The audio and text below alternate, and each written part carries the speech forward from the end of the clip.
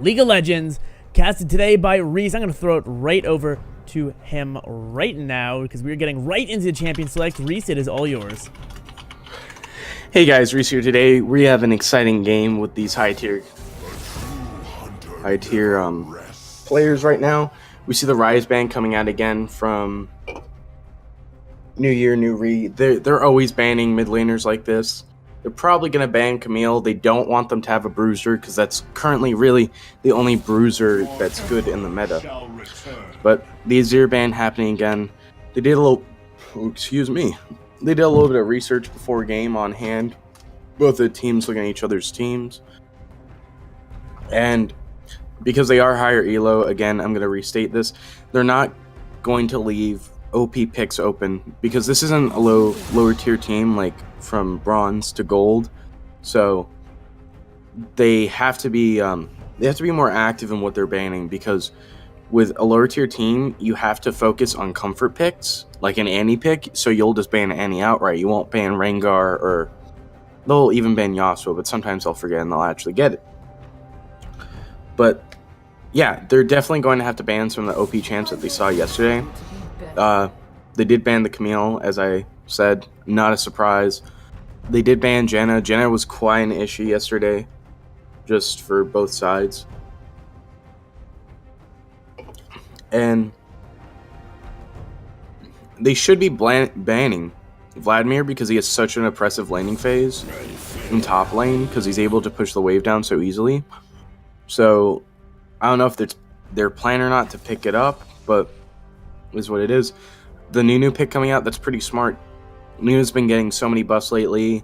He's been seeing played in the LCS, so if he can be played in the LCS, he can definitely be played in lower tier tournaments, Masters, Diamond, Plat, all that good stuff. Shen pick as a support, Shen's only real redeeming factor about him as a support is the fact that he has his taunt. You're going to be maxing that. He also does a lot of armor shred with his Q. Does max health damage. Kog'Maw pick. A lot of the champions that rely on Rageblade right now are doing pretty well in this meta. Kog'Maw, Varus. You could put Rageblade onto Vayne technically, but I wouldn't. She did benefit from that when she wasn't so nerfed. When she had about a season ago, she was really good with it. Lulu pick coming out, that's pretty standard. So they're definitely going to be picking for a Varus pick or someone that relies on attack speed, either Tristana or Varus. Varus has a lot of early lane pressure because of his Q and his passive, and the fact that you max his E now. The meta's always shifting on him. They always change it. It's either you want to go for lethality with his Q because there's just so much damage, you want to go for his W for the attack speed on a crit, or you want to go for his E just for the slows once you have the Rage Blade. You know, it's always up in the air. And so there's a trade-off with Kog'Maw. Early Kog'Maw, he doesn't do too well because he's a high-tier ADC. You have to be really good at stutter stepping. You have to have a reliable team. You have to have items. Whereas Varus or Varus, however you want to say it, doesn't really. Your Q is very hard to miss if it's like blank in your face. So that's fine. Well, the thing with Braum is actually a good thing because Kog'Maw doesn't have to so much like orb walk or stutter step as much because of the passive on Braum. So it was a really good pick going into Lulu because Braum can block incoming projectiles once on his shield, but then they become reduced. But that one time on the shield can save an ADC, can save a top lane, can pretty much save anybody so long as he's in the way. So yeah. Now that they're going to be picking their jungler, they're probably going to go for a more safer pick at this point because Nunu is a little bit hard to counter because of how much he can just regen in the jungle. And even though his clears aren't that fast, he has a lot of ganking potential because of his snowball. A Vi pick, some kind of bruiser would be smart because then they could easily pick out the Varus. Or even Warwick. Warwick would work really well in this situation.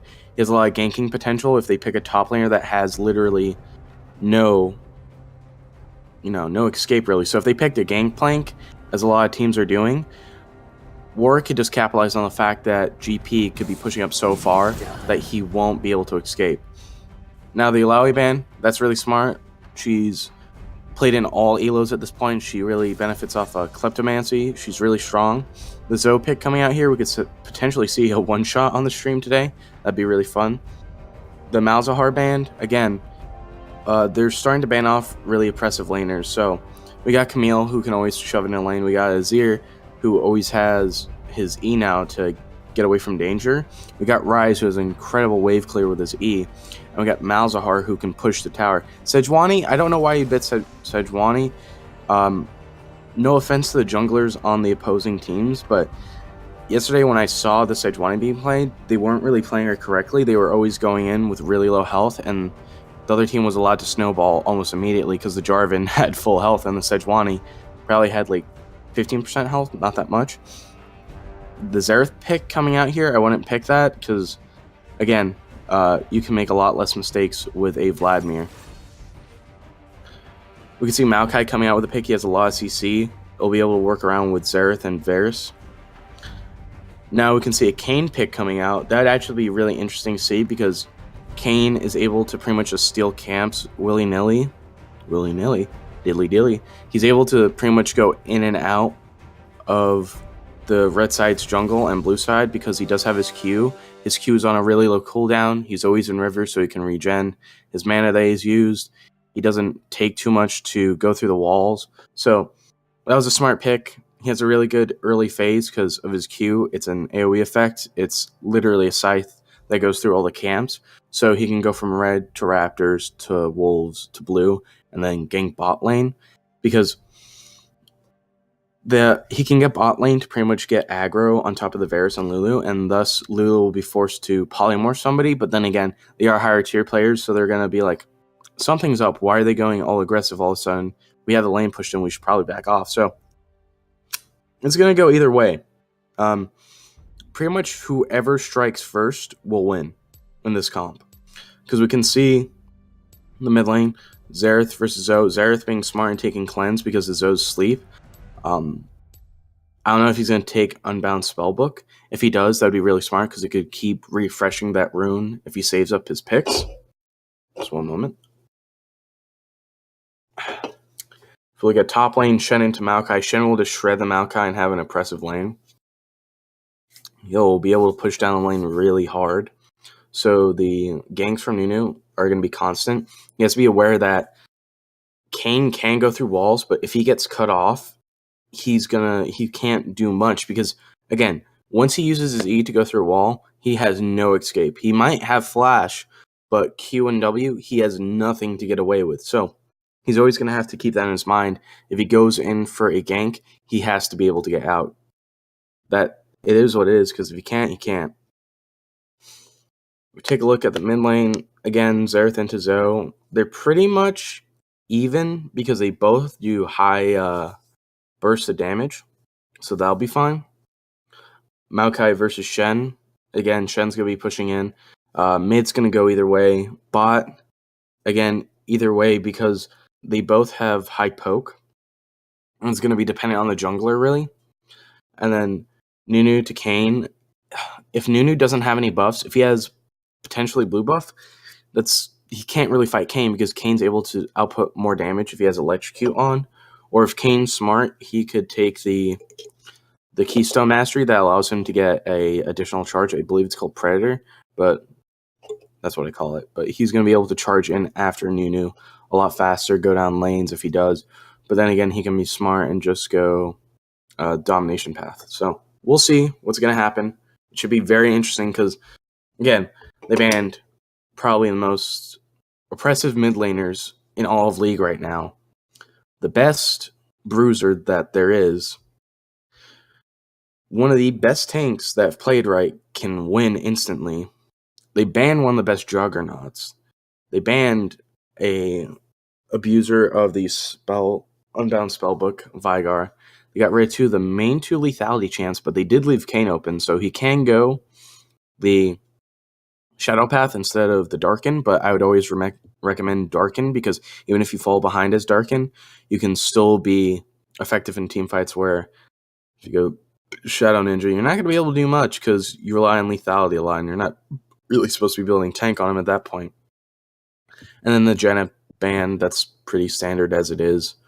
She doesn't take much mechanical skills, so there's little to no errors you can make a support with her. You just shield, slow, stun, not stun, but you know what I mean. You just slow them with Airy, and then you also have your ultimate, which you can flash and push people away, disengage fights, so it was pretty key to them to ban that, so it's fine.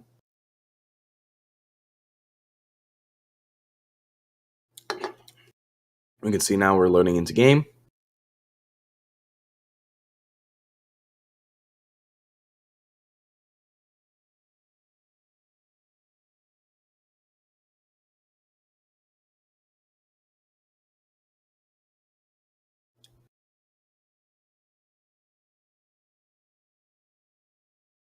See all these beautiful borders.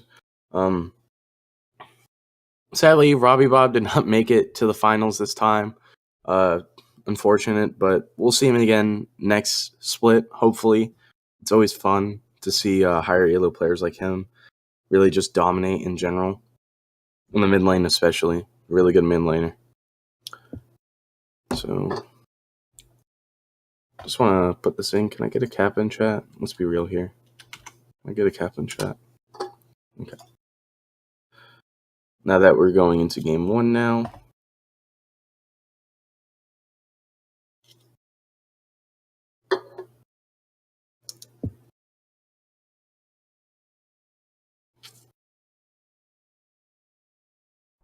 Nothing's loading in for me. Okay, there we go. See, Shen and his team are starting on red side this game. So is blue side on blue side. Knowing the path of Nunu, he's definitely want to go red for that early clear. We can probably see a usual small invade or something to get a flash out. Welcome to Summoner's Rift. Oh yeah, chat, I did say the way.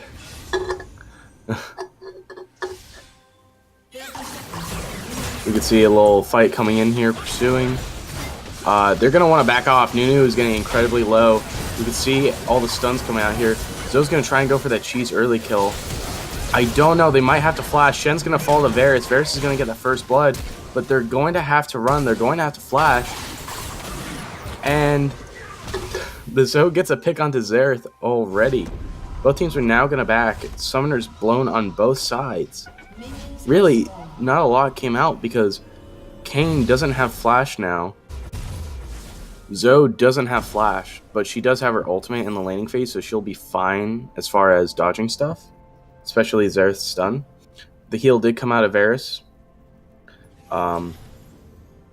Ignite from Lulu, and pretty much every other sum on blue side. It was pretty key that Varus got that first blood because now that he does already have his dagger that he can use towards Zoe, I don't pronounce it right. We can see that he's already going to be building into Rageblade at this point. Nunu had a hard leash pretty much. He's going to be able to go straight to blue and wolves. Shaco, Shaco, Tomato, Tomato. We can see that the Varus is getting pushed out of lane at this point. Can't really do much besides just basic CS. Just last hitting the minions.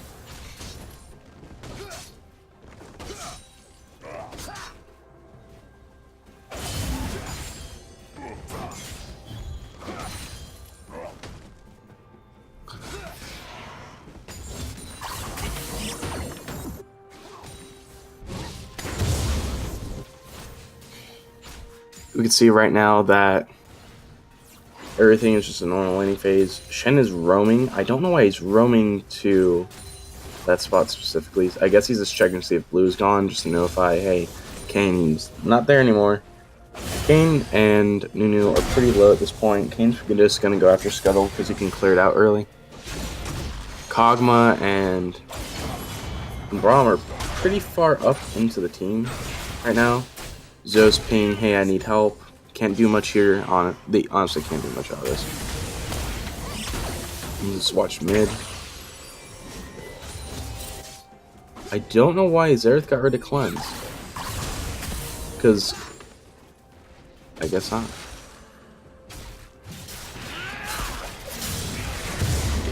We get the invade going in on here. The Kayn forcing Nunu off of Raptors, which is a good chunk of his XP right now.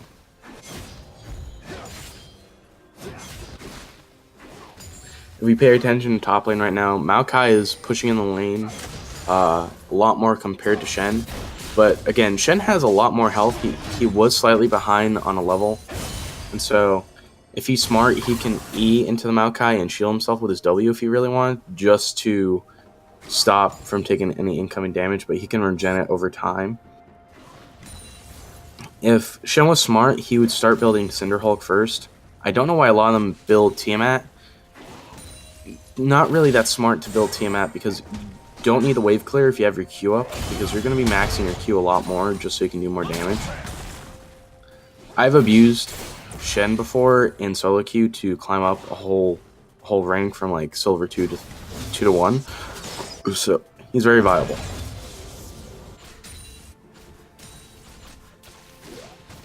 See, the Zoe is pressuring Xerath out of lane at this point, always harassing him with Q, Paddle Star.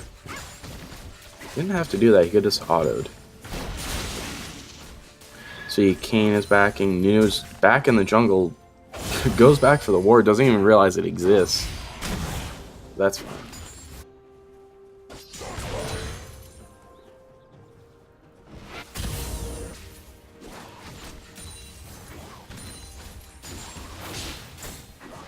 See, Xerath is going for the back minions just to stay relevant. Currently, right now, it's 31 CS to 43 CS. Zoe is about 30 CS ahead, so she's able to... I'm surprised she hasn't really backed yet. She does have plenty of gold, too. Xerath is just trying to buy his time at this point. Shen doesn't realize that Nunu is right there, so he's about to get ganked. You see the Maokai going in, getting the Q in. Again, Shen does have his Q. He could pull it in. He's going to E away. Will he be able to get away? He Qs. He pulls everything out in his kit. He gets the passive, and he gets first blood. No, it doesn't. He gets the kill onto Maokai. Maokai trying to flash in and get the kill. The passive from Shen coming out on his Q. Perfectly timed. We know that Varus is looking for the Nunu at this point because Nunu is quite clueless. Except for that little bleak of light. He's going all in at this point. He can. The smite and the consume coming out from Nunu. Kayn is going to be forced to back at this point. He's going to back off mainly because he can't fight it. There's no point in fighting. He's just going to go for this plant. He's going to try and heal. But he knows that Nunu is there. And Xerath too. So Zoe's backed at this point. She has the wave equalized out. She's going to teleport back to lane. See, Varus is getting rid of the zombie ward. And this should be interesting, because Kayn's red is about to come up. He's going to reach level 6 very soon. And he's going to be able to start ganking top lane a lot more. Looking at Shen, as I said, build Cinderhulk, don't build Titanic Hydra. I don't get it, really. You're supposed to be a tank, not doing damage. You could just literally build tank items and do damage. That's fine. Currently, Nunu is also doing his red. They're both trying to get 6 as fast as they can. He gets a smite onto red, and now he's going to run down to Raptors. Actually, yep. See the really easy clear he's getting on Raptors with his Q. He's going to Q over the wall. He's going to go to his blue, and then he'll probably gank mid or top. You can see the trades coming out here onto the Maokai. He's being really aggressive towards him right now, and the pause coming out.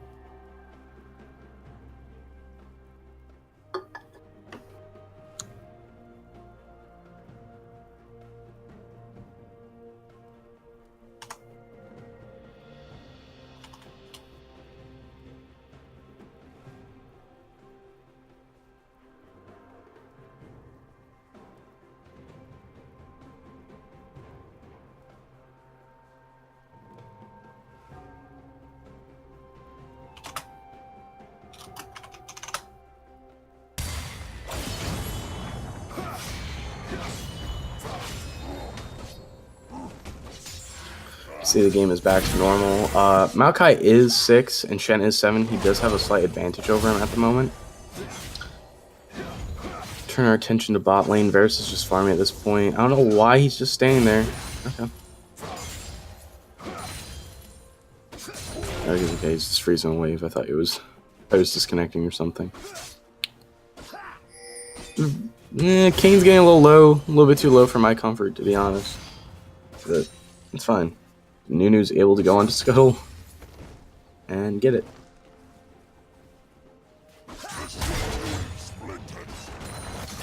See, Maokai doing some pretty fair trades right here. Shen getting the Qs out. Maokai going on top of him. You could see the Nunu trying to chase. He's going to be able to E away, and he's going to get away.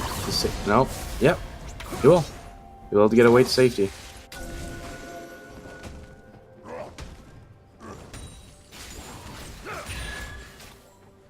See Zoe clearing out the wave with her Q. Being a little bit more aggressive. Taking a good chunk of Xerath's health with just 1 Q. And now that she has blue buff, she's going to be able to be really aggressive towards him. No repercussions. The micro steps coming out on the Zoe is actually quite incredible.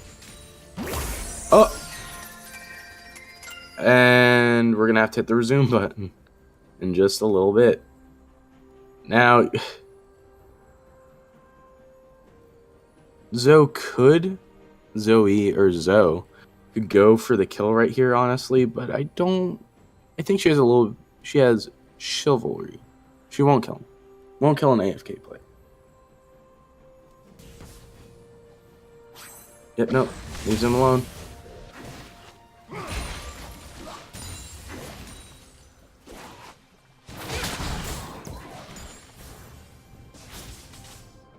Can look at bot lane right now. Kane's just going for the normal pathing right now. He's just going to ward. Not too much happening in bot lane. We haven't really had any deaths. We just had assists and 1 kill onto Varus. We can see he's building into Rageblade. He's about 30 CS ahead. See that they're paying for vision, but there's actually no vision here. Kane's going to clear out Krugs with no problem at all, and Zoe's going to get the kill onto Xerath.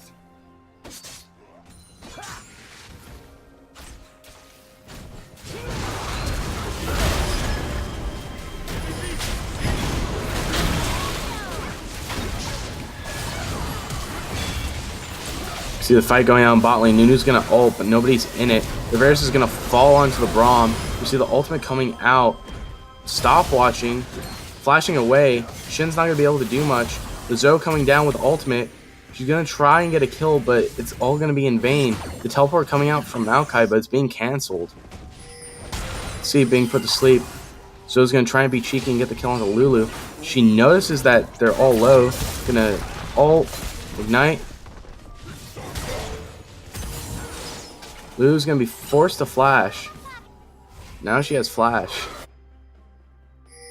They're going to be able to get this first tower pretty much, so long as if they all focus onto it, because they do have a wave coming in with a cannon. Nope, they don't have cannon this wave. They should next wave. Yeah, they do. Braum's going to pay attention to Dragon at this point, and they're just going to focus their attention onto probably either Rift, Dragon, or just shifting bot lane to mid lane at this point, because now they're closing the gap on the gold lead. Keep in mind they do have a 2,000 gold lead at this point.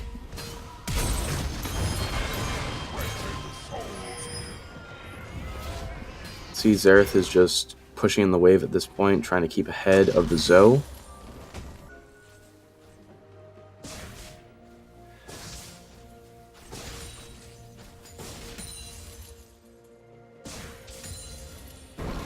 See, he's trying to crash the minion wave into the tower, but because Zoe has a really good clear with her Q right now, not much he can do to deny her CS.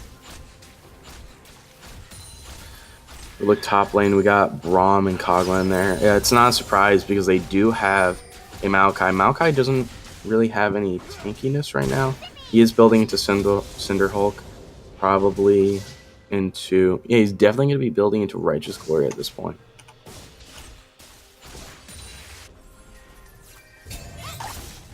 But again, I would have gone... My next Thornmail would definitely be my next item. Let's see, both ADCs have taken Rage Blade as their first item to be complete. They both got the same runes practically. They both got magical boots. They both got... Yeah. Actually, they literally had the same amount of items. See, Varus and Lula are just roaming bot. They know Shen's in bot lane alone, so they're probably going to try and get some poke onto him. Or at least get the wave.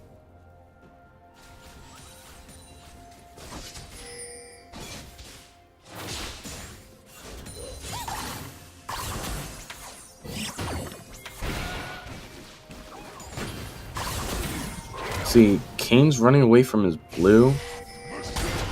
I have no idea what's going on with him. I don't know why he'd run away from you, blue. There's like no team fight you can do right now, so there's no point.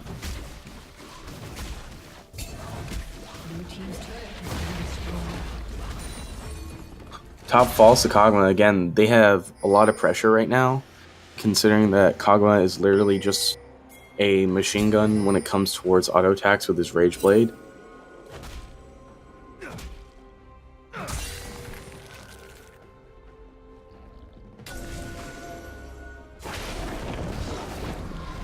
Going to be running it down to mid at this point because they did get top. They're going to be able to pressure in the wave, considering it is Xerath, and going to be able to block it quite a bit.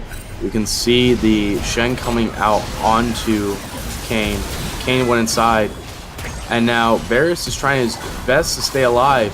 He's going to get the pick onto Shen, and he's going to live.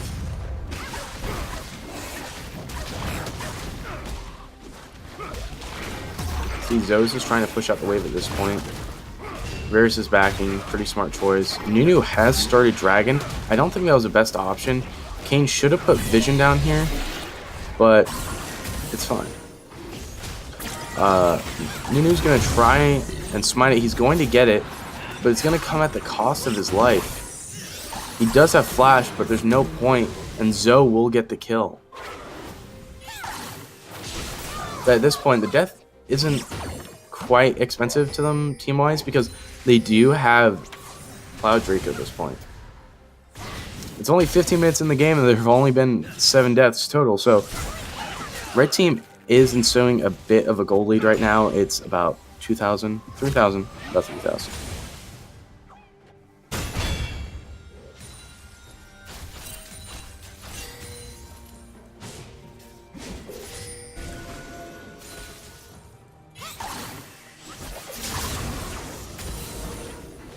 See the extended Q coming out from Zoe, trying to get the cheese pick onto Xerath.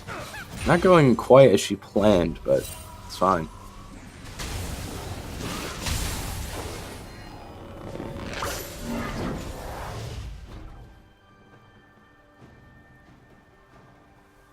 I don't think I've seen the Xerath even ult once this game.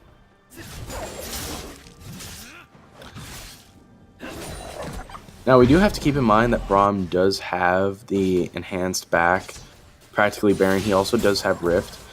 I don't think he'll have it for much longer if we can check. Okay.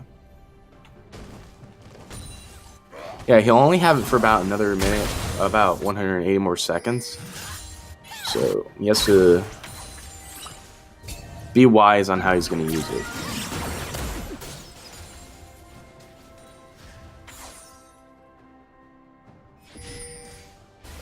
We can definitely see they're probably wanting to group mid because that tower is pretty low. And the Rift Herald's going to be destroyed because of the interference Braum got. He got stunned by the Xerath when he was out in the open. I don't see why Kayn, there's anybody who didn't flash in front of it just to block it. Or at least try. And it was actually really good that blue side did that because now they're going to be denying even more gold from red. So they should be good.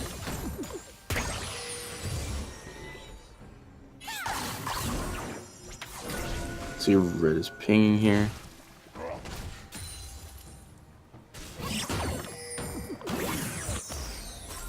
See the dewarding as well. Sleep coming out from Zoe, going on to the Maokai. Maokai doesn't really have any MR at the moment. They're gonna disengage pretty much from that fight. Maokai sees the Shen is somewhere down bot. He knows exactly where he is. Shen's feeling... he's having a little bit of an ego boost right now. He's wanting to push down that lane, but he's going to back off. See the Righteous Glory coming out from Maokai, but it's no avail. He's not going to keep chasing because he knows he doesn't have the potential to actually kill him. See, Brahms is tanking tower. Varus is going to have to be very careful at this point because he is very low. And Zoe is there. There's no minion wave to pretty much use as a body shield. Takes another attack. See, Kayn is just winning in the bush patiently to make a pick. He does have W up. Braum comes out with the ultimate. They're going to be moving on. Maokai's going to go for the disengage. Zoe's going to get the kill on. Nunu's ulting. Shen's ulting on to the Kayn, and Kayn couldn't go inside of anybody just to save himself. You see the flash coming out from Zoe, getting rid of the wards to notify where they are. Zerath's coming out. He's going to get the pick onto the Zoe. Zoe's going to just kite around, and she's going to be fine. You see the auto attacks coming out. Braum gets the kill with his Q, and Zoe's going to be able to get away to safety. The sleep coming out onto Zerath, the ult going on from Kog'Maw, and just a chaotic team fight. They tried to go for the tower, but it failed, and they really only lost 2 people in that fight, but it really wasn't worth it. Now, Red Side has a 4,000 gold lead.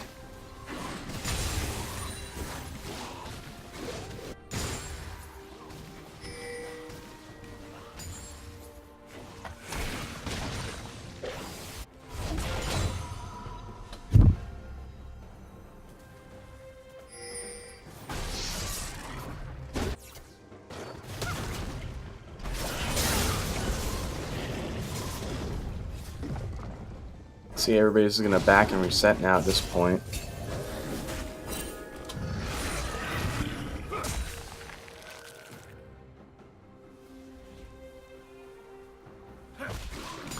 See, they're clearing out mid lane.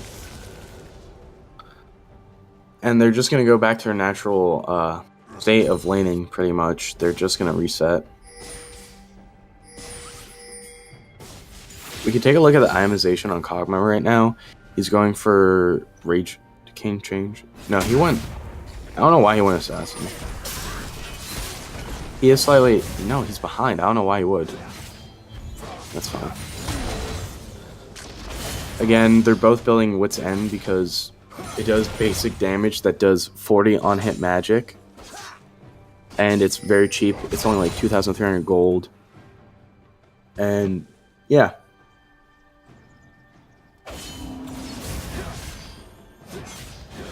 We can look at...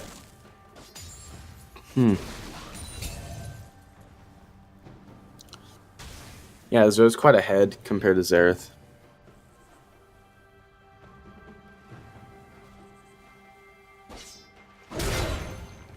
See, Zoe, it's on top lane right now, so is Varus and Lulu. Lulu's going to have to be a little bit careful here because she has the potential to get one-shotted. You can see that Vayne is running away after... Not Vayne. Kayn is running away from Dragon. He has incredible movement speed. You see Zoe's trying to get the pick on top of him. W coming out from Kayn. The kill. And now Kayn's going to be able to go inside of him with his ult. He's going to go on to the Nunu. His Q getting the second kill. With the ult coming out from Kog'Maw. And now they're going to shift towards blue. They do have the potential to go on to Baron at this point. Keep in mind, Shen does have ult and teleport. They're going to really look for it. They're going to need the Braum to be there, and Zoe's just going to be there to zone out the Varus. See, Maokai's back in at this point. He can't do much.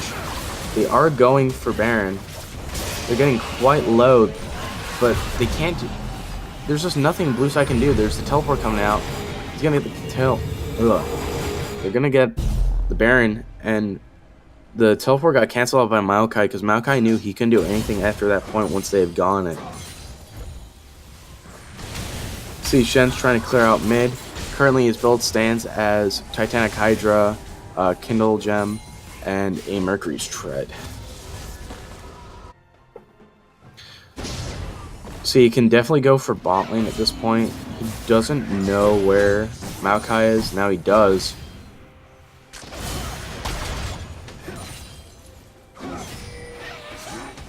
Maokai almost regenerating his health instantly compared to Shen.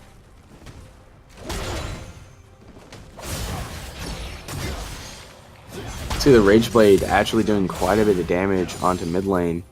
They're gonna get the tower. They're gonna have to back off at this point.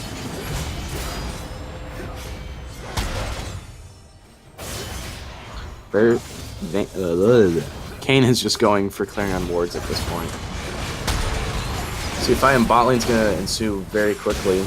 Again, Shen does have ult to get out of there if he really wanted, but there's not much he can do at this point. He's gonna die to Xerath, and now they're going on to the pick, onto Xerath. Kayn ulting. He's gonna have to stay out. Gets killed. Braum is now left to fend for himself. He's flashed away. There's not much he can do. He does have ultimate. He could use exhaust. He wastes the ultimate. He could have used it earlier to get himself away. But now all that is left is Kog'Maw and Zoe. Zoe's going to be able to pressure in top lane.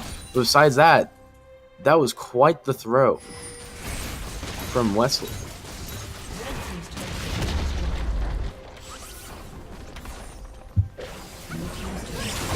They're going to be able to push mid in quite a bit.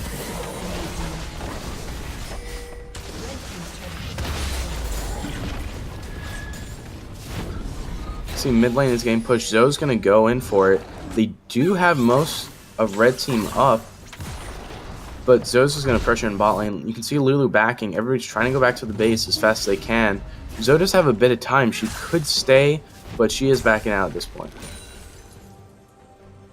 The minion wave crashing into tower.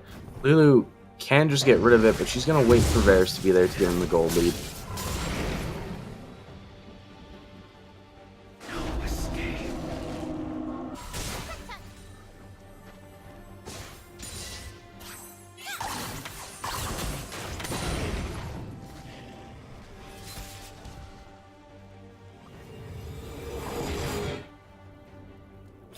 See, Kog'Maw is now backing. If we look at his build, he currently stands with... He's definitely going into a Bork at this point.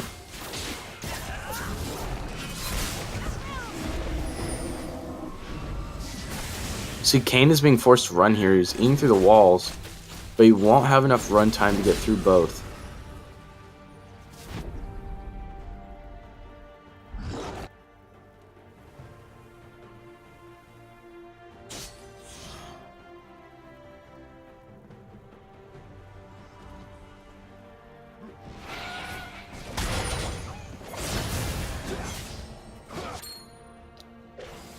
See Shen pulling in his Q, trying to clear down some of the wave. Definitely going to be able to push in. Teleport coming out from Maokai. He's going to go in for the backline. The ult coming out from Nunu. Also Xerath trying to go in. Shen using everything he has in his kit. The Xerath is going to be forced to back. Kayn's going to get the kill. Kog'Maw has to be careful now because Varus is still quite at large. The Kayn coming out with his W. He's going to get the Q. They're going on to the Maokai at this point. Kayn is dangerously low, but he does get the kill. Westlake is going to be able to take topside at least. They could possibly even end at this point because Nunu's not up for another 16 seconds and Lulu can't do anything.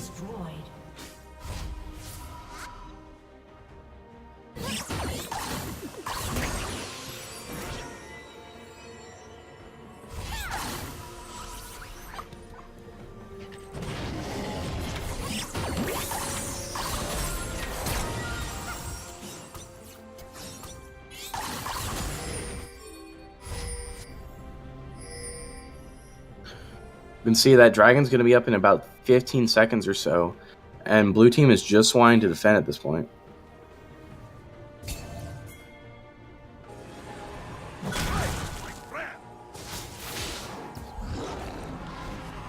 Braum is going aggressive on top of Lulu, but Lulu's going to slow him down for quite a bit. Nunu is alive, and he's going to have to be a bit of aware of his surrounding area.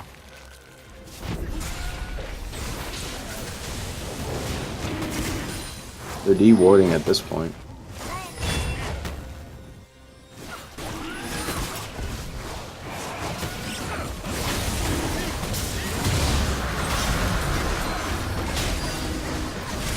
You can see Nunu's going to get the dragon. Maokai is being really aggressive. He's rooting everybody here.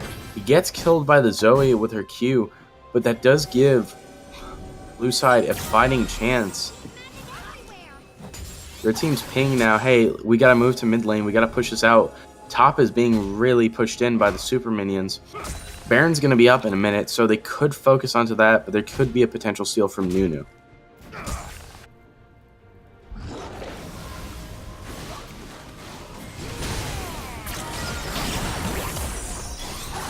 All of blue team is now moving on to Westlake.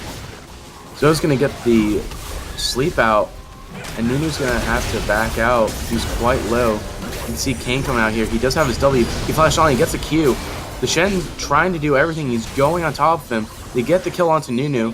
Now they're gonna shift focus to Xerath. Xerath is gonna be forced to run at this point. No members have been lost from Westlake. Westlake's going to be able to do a lot here. They're probably going to be able to end at this point, even though Maokai is still up. It's a 2v5, and the death timers are quite high at this point. You can see they're definitely going for the endgame at this point. Kane coming out, all coming out from Xerath. They're going to be able to back off. They're trying to stall as hard as they can. They still got 10 seconds max on all the death timers. Kog'Maw's focusing onto the Maokai. Maokai's down. Everybody is quite low. They're all focusing onto the turrets at this point. They have 5 seconds to end this. They can end. They're going to be able to. No, they won't. Brom's going to be forced to back off. Shen's coming out. Keep it going, Kog'Maw. And now the end game going to Westlake.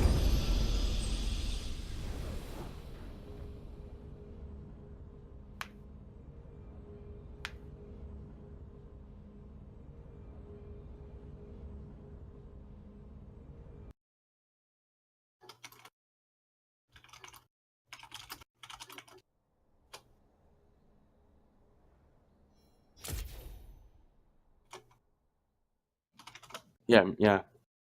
Okay, so we can see in that game that the game was in favor towards Varus because of the early game with the kill, but he got a little bit too cocky towards the end and really just got caught out. Everybody on their team got caught out. So that's pretty much why Kog'Maw and the rest of his team were able to win. They had Shen with the ultimate to shield the jungler who was able to go in with Assassin. I was kind of wrong. When he was building lethality, I think it was like 0, 3, and 2, so I didn't see the point of it. But he did build a little bit tank towards the end. He didn't really. He did get his stopwatch in time. So yeah, this should be very interesting to go into game 2 and see what happens here at this point. Again, both built Rageblade. And I'm going to throw it back to Brennan.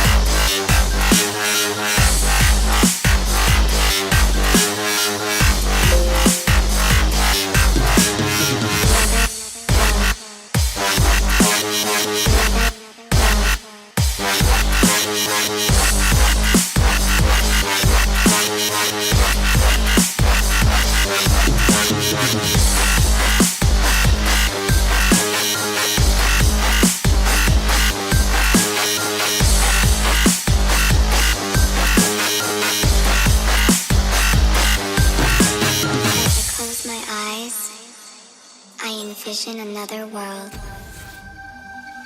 A world that seems more real and rigid. I feel I belong here, but I always fall back into this existence. Another world.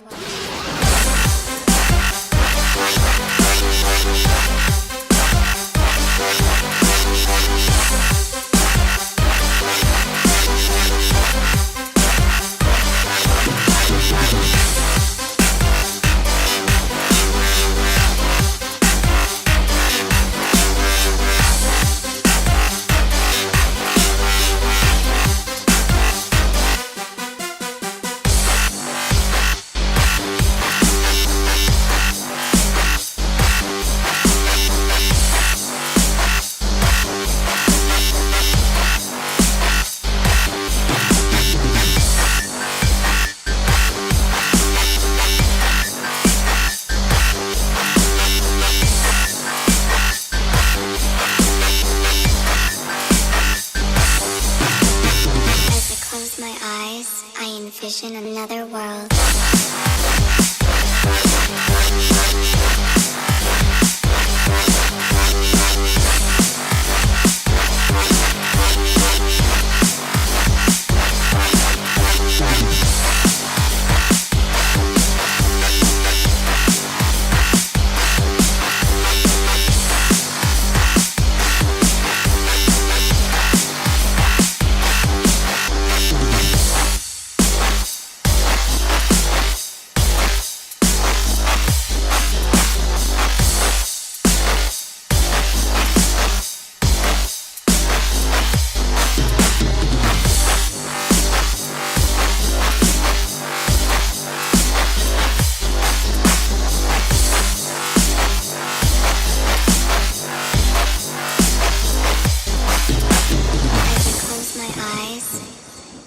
Envision another world.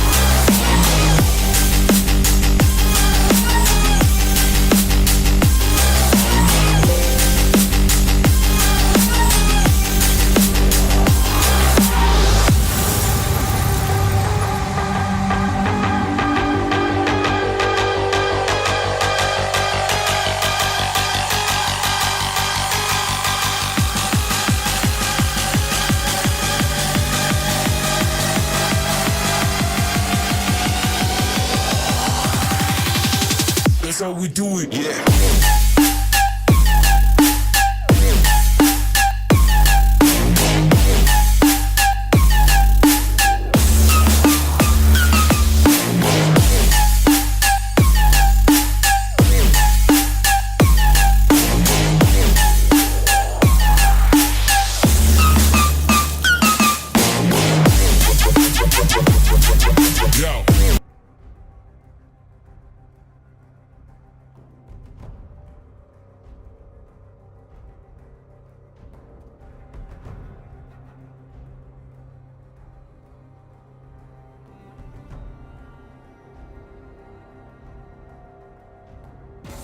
Your Emperor shall return.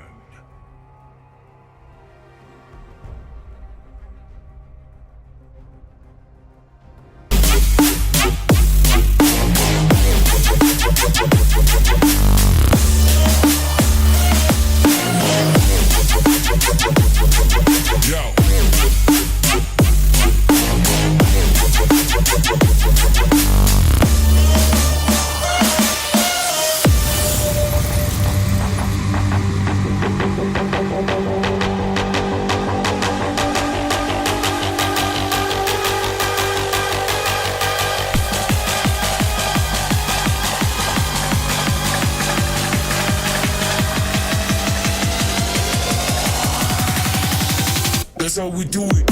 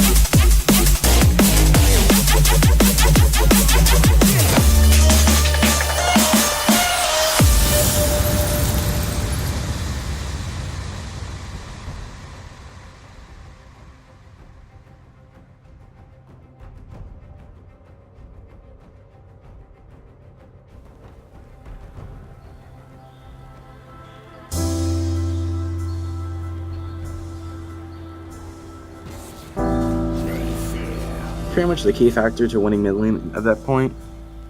Hey guys, heated here. Sorry for that. Was in the bathroom. You know, gotta take breaks. But we can see the Kog'Maw pick coming out here, pretty smart. You know, standard. They banned Tristana. Again, she has really good scaling into the game. But then again, if your team is playing behind, then you're going to have to wait about 15 minutes to win it again. We can see the Ryze and Azir ban. That's pretty standard. They didn't ban... That's a really good wave clear that they banned last game. I can't remember off the top of my head, but that's fine. We got the Zion Rakan pick. Again, they go together, stay together, work together really well. Got the Nunu pick coming out again. It didn't work so much last time. I wouldn't pick Nunu. I would have picked Warwick. I don't see why people don't use Warwick as much as they used to. He's not like a one-click ult, but he's still very viable.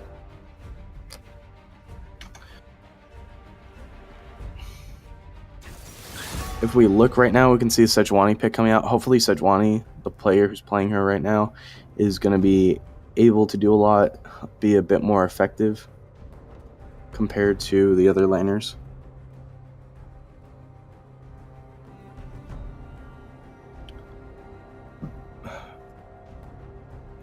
We can also see the Lulu pick coming out with Kog'Maw again. That's pretty normal.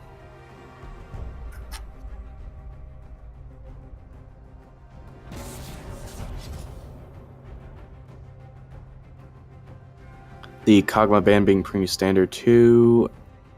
No, not Kog'Maw. Kha'Zix and Rengar being pretty standard again. Getting rid of the lethality champs that can skill really well and do a lot of damage.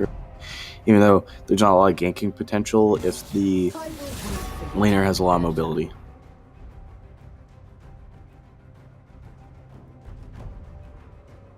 Again, Camille being banned as a bruiser. Pretty standard too.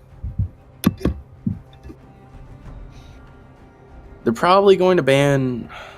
Probably going to ban Alawi again. Maybe? Or no ban?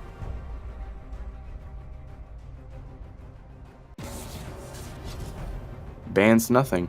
Okay. Leaves Yasuo open.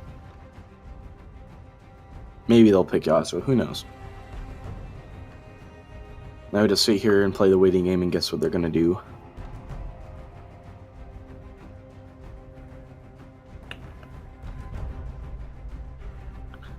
Let's see.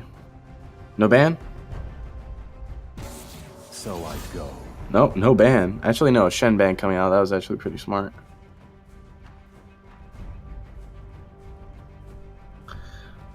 Wonder what they're going to pick. Yasuo, maybe? No, Vladimir. That's actually pretty smart. Has a lot of pressure top lane to push in the wave. Not many tanks can go against him, but a lot of the bruisers can, but no. There are no good bruisers at the moment besides Camille, and Camille got banned. For the mid pick, we're going to see Ziggs. He's really good in the right hands. He has an XYZ vertical access on his Q. Nope, okay. He has an XYZ vertical access on his Q, so you can sidestep it. Like, you could go under it, technically. But you have to time it really well. Seeing the Orianna pick coming out. Nah. Like we saw last game, well, yesterday, Orianna wasn't that good because she got pressured in a lot by Corki. So they do have a Corki mid on the other team. She can't do much. They have a lot of AD. They need an AP mid laner, and Malzahar is open. So that can happen. Actually, Taliyah pick wouldn't be that bad because you can zone off people with her. But I wouldn't pick it. There are just like too many mistakes you can make with her easily and get ganked a lot harder. Actually, Jace pick coming out for mid. That's not too bad because Jace can be really aggressive towards the Orianna early. And he does benefit a lot off of lethality. He doesn't really need Mana Moon anymore. Or a tier, for fact. He can literally just get into his melee stance and he's able to regen a lot. He's able to do a lot of damage. So that's what the rest of the other team has to watch out for because Westlake is going to be able to take advantage of the fact that Orianna doesn't have a lot of mobility. She does have a good escape, but she can only use it once, and if she uses it onto Jace, like to do a lot of damage, she won't be able to cast it as fast as she could to use her ultimate to push everybody into her shockwave. So we're going to be looking at the bot lane matchups right now. We got a Xayah into a Kog'Maw. Xayah will be able to pick off the fact that Kog'Maw doesn't have a lot in his kit. He has low mobility. Xayah has a lot of mobility with her ultimate, and just in general, she takes fleet footwork. She's able to get a lot of attack speed too, and just that small boost. And Rakan's able to benefit with her passive, and he's going to be also able to do damage with feathers. The feather knives, whatever she has. We could see top lane's going to be pretty oppressive too, because putting Vladimir against Maokai, Vladimir can win easily because he is a ranged champ. He's able to drain a lot of health from Maokai with his Q. So that's quite a bit. This is going to be the last game for the winter holiday majors. So it should be very interesting to watch here.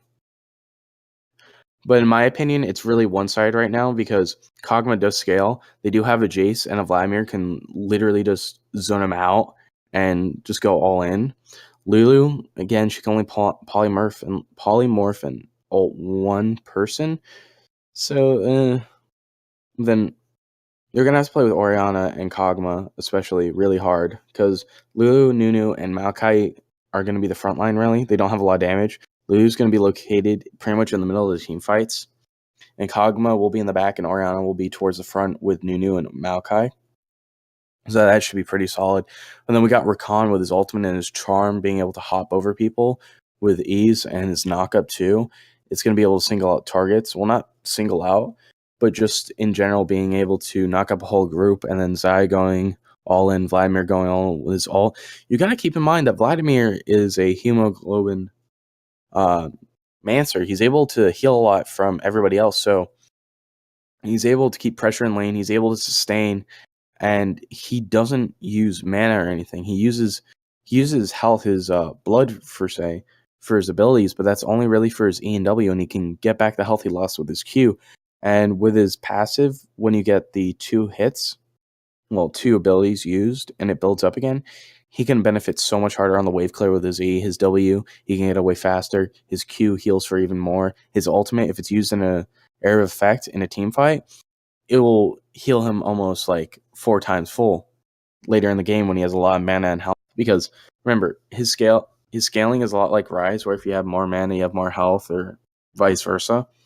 Can't remember exactly, but it's very similar benefits to Rise. And actually, I think Vlad would be better than Rise in the mid game, mainly because of the healing factor he has and all the other benefits he has in the kit compared to Rise. Rise only gets a temporary shield and a movement speed buff once he pulls off a combo. We're looking at mid lane with Jason to Orianna. Jace is going to be able to do a lot to Orianna. He's going to have his Q, which is ranged when he's in his ranged form. He has his E for a team boost. He has his W that gives him more attack speed, but it's only for like 4 autos. And then he has his melee stance, which is a Q. He has a knockback. He has a W that does area of effect damage. And that's really a lot in his kit just for a mid laner.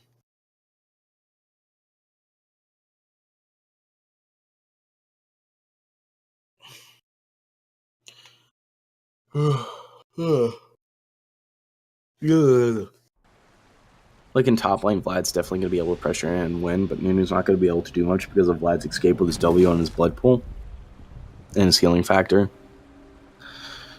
Mid lane, we already went over that. We already went bot lane. Vlad's going to be able to pressure in the Kog'Maw early. And then junglers, Nunu against a Sejuani. Sejuani's going to definitely be able to outdo Nunu, but if she gets another teammate to help her when they're playing against each other or doing a 1v1 and turns into 1v2, she'll be able to win. That won't be an issue. We're going to see the good old bronze tactic of running in as a group to see if we can get some spell flashes here. You see Jace has switched into his range form. Again, you gotta remember that when Jace swaps forms, he's able to get additional attack damage on top of what he has. That's your first auto does more damage every time you swap between forms. See Maokai and Nunu going for the early invade onto red, but red team has no clue that that's up.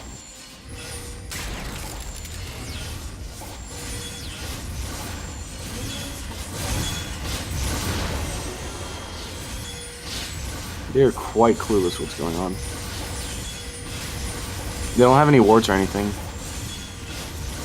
Vlad and Jace are gonna go check red curiously because they know that someone's over there. Can we see the early engage here? Vlad's gonna face check the bush. Probably not the best of ideas. He's gonna take quite a bit of damage. He's gonna get the E from Jace to get him off. But Vlad's gonna go back to lane with quite a chunk of his health. He's gonna get the Q onto red buff, but he's not gonna kill. He's definitely just gonna go for the kills at this point. Maybe he'll try and Q from AWOL, and he'll be able to get his health back.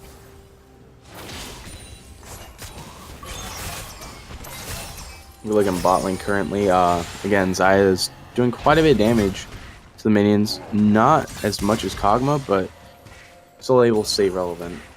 The way he's going to start pushing towards her, which she'll be able to capitalize on later when Kog'Maw is up against the two bushes and the Sejuani comes in for a gank.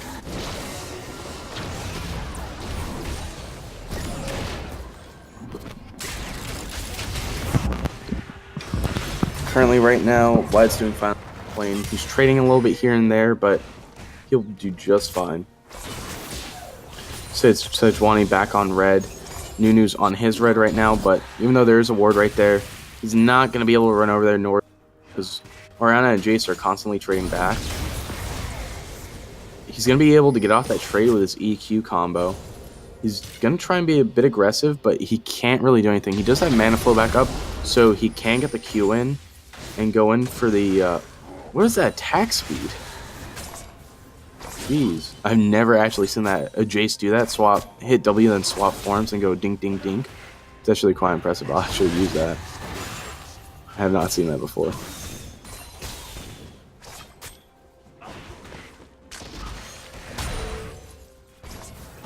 We see Sejuani right now. She's going to be tempted to go in, but Maokai's just freezing the wave at this point. Oh, he misstepped. She's going to be able to get that on. The Ignite and Flash coming out. And the Nunu being right there, being able to do a lot of damage to Sejuani. Sejuani's going to try and go back in. The E coming out. They're going to be able to get the Flash out of both of them. And it was actually quite worth it because now Sejuani doesn't have Flash to charge into the Maokai. And Maokai doesn't have Flash either, so he's going to have to play a bit more defensively, but he will have the opportunity to get away. But he's going to have to back off because Crusher will just push in. They got the Jace here. There's a clean path of them. You can see them all going in. They're going to try and get the kill, but they're going to have to back off. Lagging the first blood onto Maokai, surprisingly. Orianna didn't know where he went. She thought he just backed, but unfortunately, Maokai fell down to Vlad. Now, a fed Vlad is a very scary thing to work against because he, again, really oppressive, can keep queuing, can keep healing. He's going to Q that minion. Or no, he's going to auto-attack it. Surprisingly. See Kog'Maw and Lula are pretty low. Not low, but they're taking quite a bit of damage compared to the fleet work on Xayah. Sejuani's going to be going back into her jungle. Nunu's going to want to try and roam. He's going to put down a ward just in case. But they have no clue that Nunu's already at Dragon. Nunu's contemplating doing it, but he's not going to start because no one's there to help him. Really. I don't see why he's waiting so long to... Okay, now he starts it. Sejuani's going to get a little curious. He's been waiting too long to start this. He's going to use the ward, but she's not going to see Nunu there. Nunu's going to back off at this point. Jace is there. He might be able to get the free kill on. Oh, he most definitely will. He gets a Q and he kills Nunu. They're going to be able to focus their attention back towards Dragon. They'll be able to take it because bot lane's being pressured in. But the Orianna is not going to try and contest. She's just going to stay in lane. The direction of Dragon is being directed back to Jace. Mainly because Sejuani's being so low. Sejuani's going to be forced to smite it right now. And she's going to be able to get Dragon at only 5 minutes. Not even 6 yet. Nobody is level 6 yet. And they already have... Fire Drake. So it's going to be quite beneficial. We see the knockup coming out of Rakan. The basic Q combo coming out too. And that's going to be it.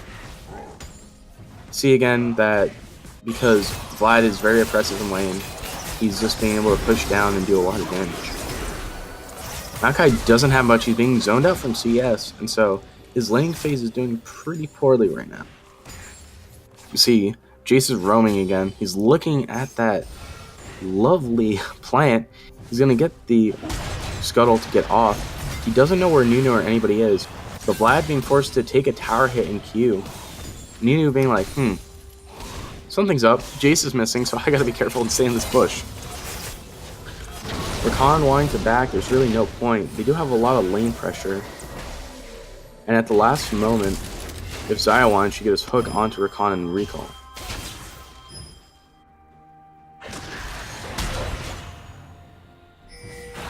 That should have canceled their recall. What? Okay.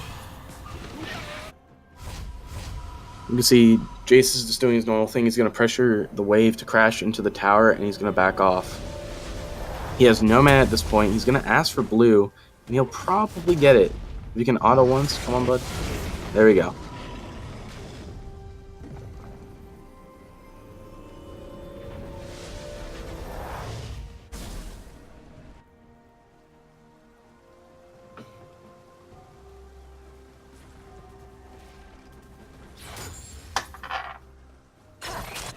See Sejuani going on to her wolves. She does have red buff coming up soon, right about now. Jace is going to be roaming back to mid lane. He does have a lot of pressure considering he has 1 kill and 1 assist, and he's almost building his Duskblade / Youmuu's. I don't know what he's going to build into exactly. He also does have Stopwatch and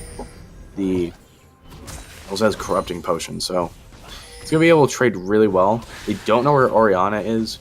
She's coming back. She didn't ward, but it doesn't surprise me, just to fake out the enemy to make them think, because it's really just a mental game at this point, because red side is quite a bit ahead in gold. They're about 2,000, a little bit over.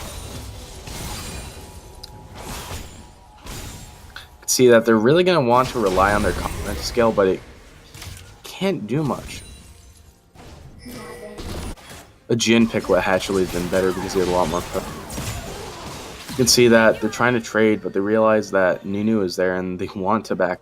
They know the jungler's in the area, but that's going to be it.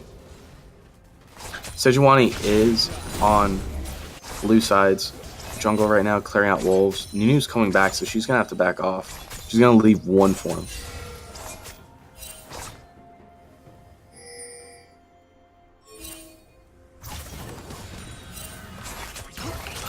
Everybody's saying, hey, hey, hey, everyone's missing.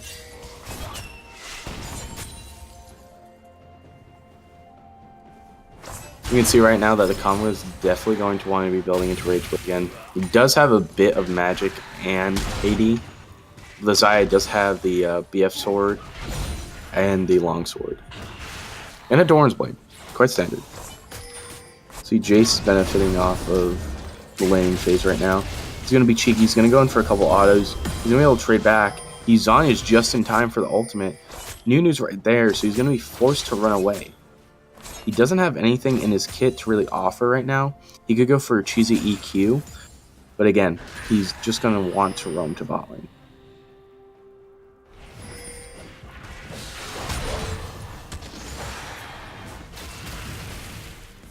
You can see the pings coming out from Nunu. Vlad's going to have to be careful here. He's going to want to W away. He's actually going to be quite successful at getting away. He can Q. He can ult. He will. He gets the healing. He does get the Q again. He flashes away, but he won't be able to run. He gets the kill onto Orianna, surprisingly. He's going to be dodging. He's going to be duking left and right. He does use his He W's again. Will he have the sustain? No, he will fall to Maokai. He got a kill out of that, surprisingly. I didn't think he would have been able to kill the Orianna even with the enhanced Q. Jace is pressuring mid lane very hard. He can kill the turret, and Nunu's not going to contest. Kog'Maw's gonna fall down to Sejuani. Even from the Lulu ult. Now they're gonna get bot lane too. And the gold lead is just gonna keep rolling along here. It's gonna be quite the snowball. I'm sorry I wasn't able to cast bot lane because I was looking mid, but no. You only do so much. See Xayah getting the wave clear here. Again, as I said, they're very potent as a team. You know, that dual recall there, very beneficial. See the kills here being quite exponential on red side compared to blue side, being 4 ahead, which is about 4,000 gold, just about, yeah. And then the towers also leading to that, and the dragon and all the other objectives.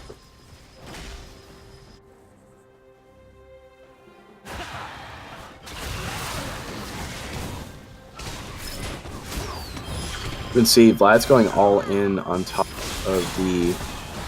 He's going to be able to get the Q out. Is he gonna get... No. Oh, he does get the kill onto Kog'Maw. He'll fall down to Lulu, but Lulu isn't the one that needs the gold desperately. See the combo coming out of Jace here. He's being very aggressive. He does have Q. He gets the kill. 300 gold. Holy moly. They're going to be clearing out the wards onto Dragon. Nunu has no vision here. And Jace is just going to clear out the wave and help Sejuani clear this out. Orianna's going to be forced to move towards mid. She's going to try and pressure in the wave to get some CS and everything, but no. She can't really because she knows Jace is somewhere. Jace has actually quite a bit of mana left, so he can do a lot. He might go for a surprise gank onto mid. He's going to clear the wave. You can see he's going to go for the Q combo. He's going onto her. She has to heal to get away. Not necessarily, but Jace wasn't going to keep going. See, Vlad is in the area, but he does have ultimate, so he can do quite a bit. Ball coming back to Orianna for the shield. Jace is, again, pushing in mid lane like there's no tomorrow. Rakan's in the area with Xayah and Vlad, but again, Jace is going to want this blue because he is quite a bit ahead, and he does need it just to sustain with all the mana consumption he has. He isn't building a tier, so that's going to be very key and vital to him. Hopefully this time they don't lose Rift Herald to a minor mistake of letting the Xerath just stun him out in the open, which was not very smart. See, everybody's just resetting at this point. Sejuani's just clearing her own camps with a power snack. Smack him.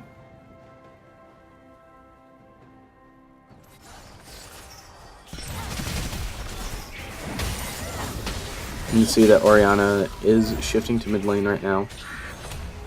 She's going to try and get the creeps. She's going to pull it back. Even though she shouldn't have, she could have just autoed. She doesn't have to do anything fancy. Vlad is by himself. He's going to have to back off. We see the Nunu coming in with his little strut. See the Maokai even going in for the full combo. We're going to get to see the W, but again, we have all this going on. He's forced to flash. He's really going all in. He has his Q up. Rakan's coming in to save the day. He's still going to fall. Ultimate still being active on everybody. He does nothing. Orianna's going to hit the kill on Rakan, and it was all in vain. Now we can see that Jace is shifting his focus down to a bot lane tower. Even those kills weren't worth it. They didn't bring anybody significant gold lead. You can see the teleport coming out from the Maokai onto bot lane. Jace is going to be forced to back off a little bit. He does take a tower shot. He's able to clear the wave with ease. And he's really just going to auto it at this point. He has to be careful though, because Maokai can just root him and get rid of the minion wave with 1Q. He's getting his combo off here. Still doing quite a bit of damage, just with the little bit of lethality he has in his kit. Considering he will be building a black fleet. Mid lane second tier tower falls. Maokai's now shifting his focus there. Dias forced the flash. The stun coming out. Lou getting the kill. No, Maokai getting the kill. Khan not being able to do anything. Just taking a lot of damage. He's just trying to be beneficial. The Vlad accidentally calling out the Rift Herald. Quite a waste. And Xayah will fall.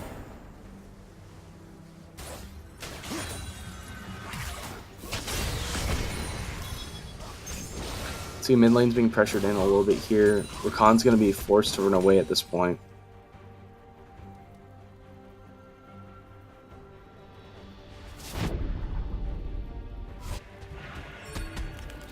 They're finally going to be able to use Rift Herald for the help. Actually, just half of it. Surprisingly. They're going to get the W onto him. He's going to E back, and he's going to have to ult too. Not necessarily. You can see that they already destroyed Rift Herald, but again, the second tier tower is down quite a bit. If Vlad groups with his team and plays right, they can definitely win with his ultimate. You see the W coming out. He's going to be able to get away. He's going to be able to Q heal. He's going to wait for him to group up. He pulls onto him, grabs his ultimate. He doesn't have anything to help him. He's getting all the heals. He's going to be forced to run. They're going to focus their They're going to focus, not shift, they're going to focus their attention onto the rest of their teams. There isn't a second tower to protect them. They're going to get the kills. Sejuani's going to try and follow up onto him. They're all coming out. She's a little bit too far in now. She's taking a lot of turn aggro. They're going to get the kill, and she's going to be able to Zonius to safety. This could be the end of game 2 already. They already have the third tower by the inhib, so they're able to pressure this in quite well.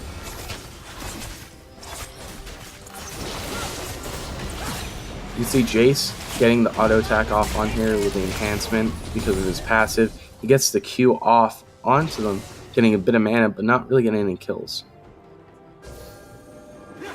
See, Vlad is going down towards bot. He sees that fat, thick wave of minions, and he's going to want it, mainly because of the gold and how big it is, and it's going to stop them from being able to push in bot at all. He's going to be able to push out the wave. Baron isn't up for another 3 minutes. Surprisingly, they've done a lot, but they're going to be able to shift their focus towards Infernal Drake, which will be up in 43 seconds. Blue team is in no condition to try and contest for Dragon at this point, so mainly because if you look at mid, they have no inhibitor, and that wave is going to slowly push, but it will be able to take a tower if they don't pay attention. Everyone's just going to be dewarding at this point to be paying attention, but it's fine. And it is going to be what it is. Let's wait and see what happens. See that red buff is up. They do have vision of it, and Xayah's going to be looking at it, but she's all the way in top lane, so she can't really benefit from it. She already has red buff, so they're going to try and get the Jace to do it, but Jace has already started Dragon. I don't know why. I would have gone for red buff and then waited for the jungler to come, but Sejuani is nowhere near, so it's fine. And they do know Nunu is on the blue side, so they're fine.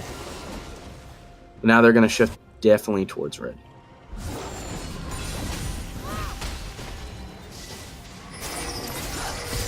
I'm confused. She just had red buff, and there's 2 red buffs. Did she get an extend version of it? I guess. Jason isn't paying attention at all.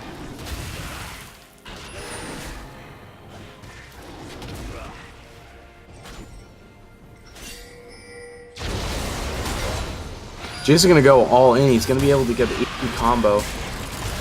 The blood pool coming out here, full damage, and Vlad's gonna be able to secure the kill from. Oh my god, that's too funny. See the EQ combo coming out. They're able to take the second tier top lane turret for that extra gold lead. If we actually look at it, it's 12,000 gold. So yeah, Vlad and Jace are just able to pressure in bot lane because they have so much power right now. He misses the Q, but again, he's 4 levels ahead, and he has He's already got a Last Whisper up. He has Yomu's Ghostblade. He has a Black Cleaver. Vlad's going to be able to stay quite alive for quite a bit, but he's going to fall. The team's already making their shift towards Baron, and that was just a mere distraction. Jace is going to be forced to run here. He's going to change forms to get that bonus movement speed too. And his W. He sadly doesn't get the ward. Kog'Maw and the rest of them are going to have to focus on mid lane. The inhibitor is about to come back up, but again, red team does have the Baron buff. It is a 4v5, but they're going to be able to win it because Kog'Maw's all the way back at base. They're going to shift their focus on towards the minions so they can just get the wave clear. They have no idea where everybody is. Orianna has ult, the Maokai ult coming out. Everybody's going to want to shift on. Xayah coming out. The Sejuani ult. This is pretty key in winning the team fight. They have a lot of damage, but they have no minion wave to back them up.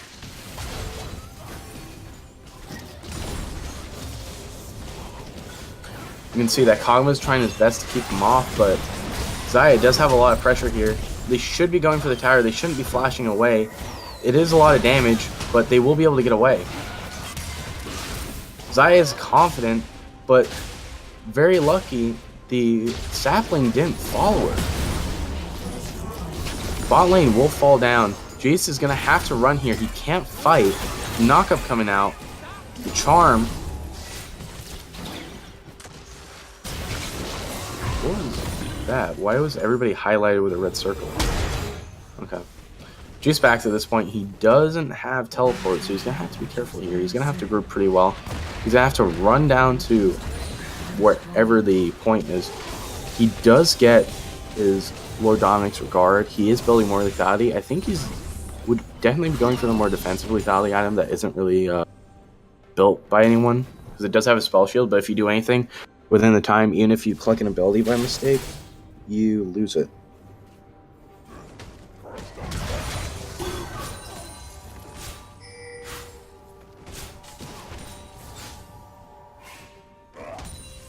You can see they're pinging for mid at this point.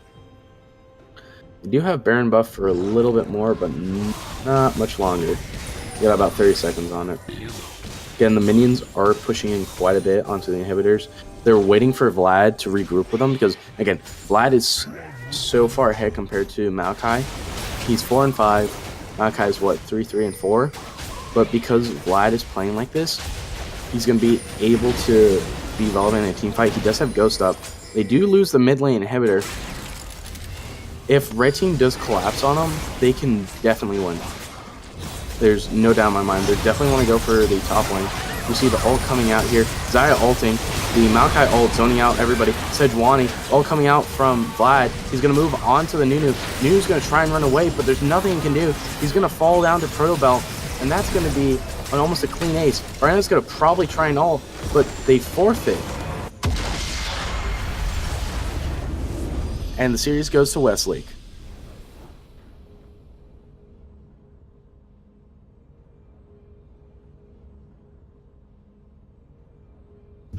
Now to break it down. So really what came down to the team fights and everything was the Jace being able to go all in on the smart pick, because Orianna has a really hard time against AD picks.